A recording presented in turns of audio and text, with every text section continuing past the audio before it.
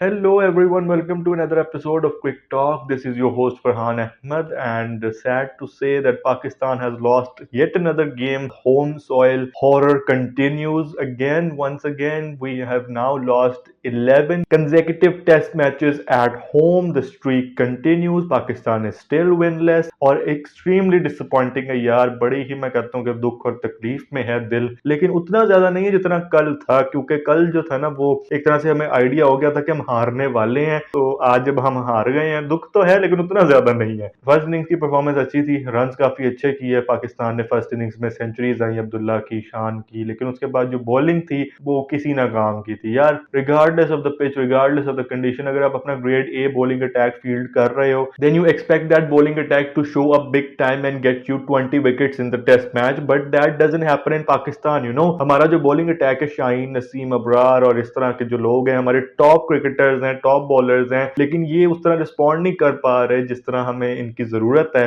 Part इनका भी है हमारे हारने में, और ये चीज को कप्तान चार मसूद ने एक्नॉलेज भी किया है अपनी मीडिया टॉक में भी और अपनी पोस्ट मैच प्रेजेंटेशन में भी, कि जनाब जो हमारी बॉलिंग है, जब तक वो स्टेप अप नहीं करेगी, और 20 wickets in a test match is a must if you want to win the game, तब तक हम इस चीज से बाहर नहीं निकल सकते। हम रन करते रहेंगे, लेकिन अगर हमारे पास वो बॉलिंग ही नहीं है जो हमें बाद में रिस्पॉन्ड करे और हमें बैकअप करे, तो फिर हमारा कोई भी फायदा नहीं है। आप 800-900 रन भी कर लो, तब भी आपको सामने वाली टीम मार के ही जाएगी। और क्योंकि हमारे सामने मिसाल है यार इंग्लैंड की। इंग्लैंड ने अपनी बॉलिंग में बहुत अच्छा एक टेम्परामेंट का मुजाहरा किया, स्पेशली सेकंड इनिंग्स में। क्रैक्स थोड़े ओपन हो चुके थे, हमें दिखाया गया था पिच रिपोर्ट में, और हमने ये देखा कि इंग्लैंड ने काफी अच्छी बॉलिंग की। तो कुछ सीखना चाहिए हमें इंग्लैंड की टीम से, कि किस तरह आपको जो छोटी छोटी आपके पास विंडो ऑफ अपॉर्चुनिटी निकलती है, उसमें आपको पूरा पूरा फायदा उठाना होता है। You have to benefit from those opportunities, and you have to be at your absolute best when you are in the field. Pakistan की चीज नजर नहीं आ रही। आज एक और मैं स्टैट देख रहा था कि पाकिस्तान टीम जो है, ये जो अभी हम मैच हारे हैं, 147 साल तारीख जो टेस्ट क्रिकेट की है, उसमें पहली टीम बनी है जिन्होंने पहली इनिंग्स में 550 से ऊपर रन किए हैं, लेकिन फिर भी एक इनिंग्स से मैच हार गई है। सो ये एक अगेन एक अनवांटेड रिकॉर्ड है पाकिस्तान टीम के लिए, और ये कोई बहुत जल्दी मेरा नहीं ख्याल जाने लगा है। एक वो नासिर हुसैन का कॉल था ना कि भाई Pakistan cricket 1 minute down next minute up थी।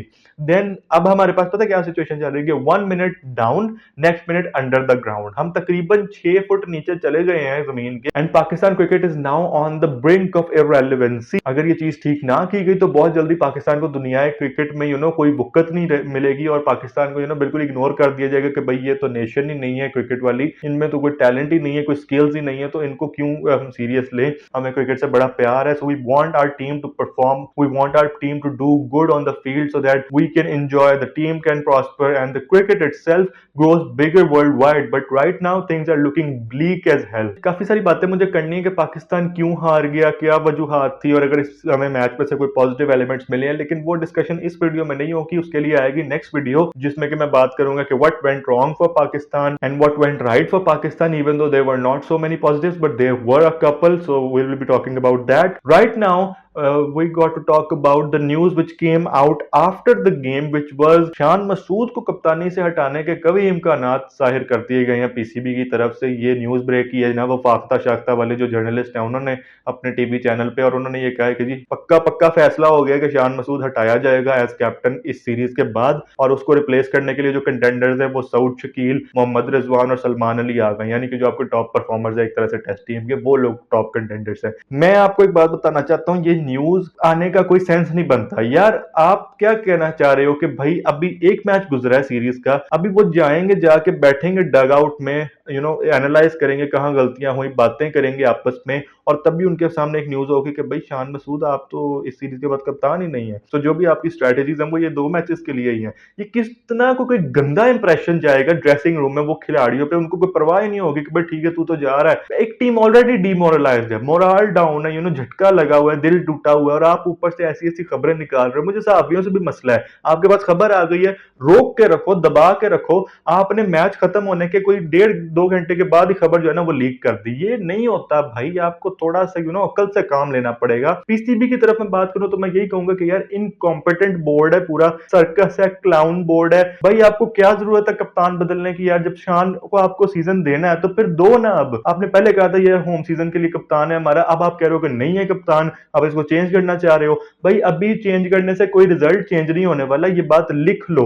ओवरऑल हमारी जो पूरी टीम है, जो स्क्वाड है, वो सारा का सारा डाउन है, डिमोरलाइज्ड है। जो मसले हैं वो मच मोर डीप रूटेड है then just changing the captain. So please get out of this fiasco कि यार बस हम जो कैप्टन चेंज कर देंगे तो बड़े हालात बदल जाएंगे। ऐसा नहीं होने वाला। हमें इस चीज की जरूरत है कि हम अपने डोमेस्टिक सर्किट पे काम करें, अपने जो इंटरनेशनल प्लेयर्स हैं जो मुसलसल खेल रहे हैं उनको थोड़ा सा रेस्ट कराएं, थोड़ी सी रोटेशन रखें, जिसको हम वर्कलोड पॉलिसी बोलते हैं, जो कि आज तक सही तरह हमें एग्जीक्यूट होती नजर नहीं आ रही।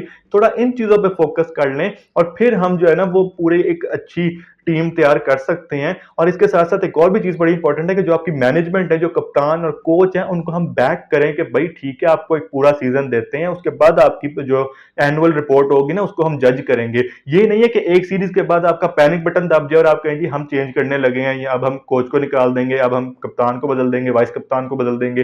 प्लीज इस चीज को समझ लें, मसले बहुत ज्यादा हैं और उनका हल सिर्फ कप्तान या कोच को बदलना नहीं है। ये जो एक बंदे को बली का बकरा बनाने का कॉन्सेप्ट है ना, ये पाकिस्तान में बहुत आम है।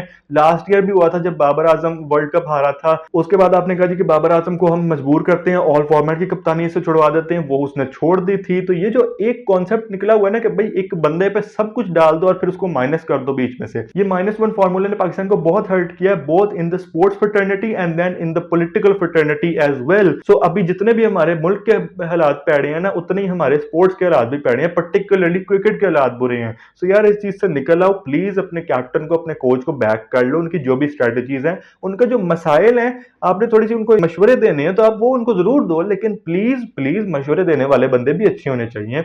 जिसमें कि बाय द वे एक खबर है कि सिलेक्शन कमेटी भी हमारी नई आ रही, सिलेक्शन कमेटी आ गई है नई या फिर अभी आनी है। रूमर्स चल रहा था कि कौन लोग उसमें आएंगे। सो जब वो कंफर्म हो जाएगा, होपफुली जो नेक्स्ट वीडियो में करने वाला हूं ना उसमें उसके बारे में बहुत डिटेल से बात कर लेंगे। Coming back to the point, this was extremely disappointing for Pakistan and you don't expect such things from our team of the highest calibre, क्योंकि जो हमारे प्लेयर्स हैं, हमारे मेन प्लेयर्स हैं और हम कभी भी तवक्को नहीं करते कि ये इतने ही बुजदिलाना तरीके से खेलेंगे या इतने डिमोरलाइज लगेंगे। सो पाकिस्तान को काफी चीजों पर काम करना है। 2 मैचेस रह गए हैं अब इस टेस्ट सीरीज में, एक मुल्तान में और एक पिंडी में है। पिंडी वाला I think it looks like it will still be a green top, और मुल्तान में I don't really know what they are going to do, but will they prepare a spin friendly wicket और will they go with this flat track, which I won't say it was a flat track.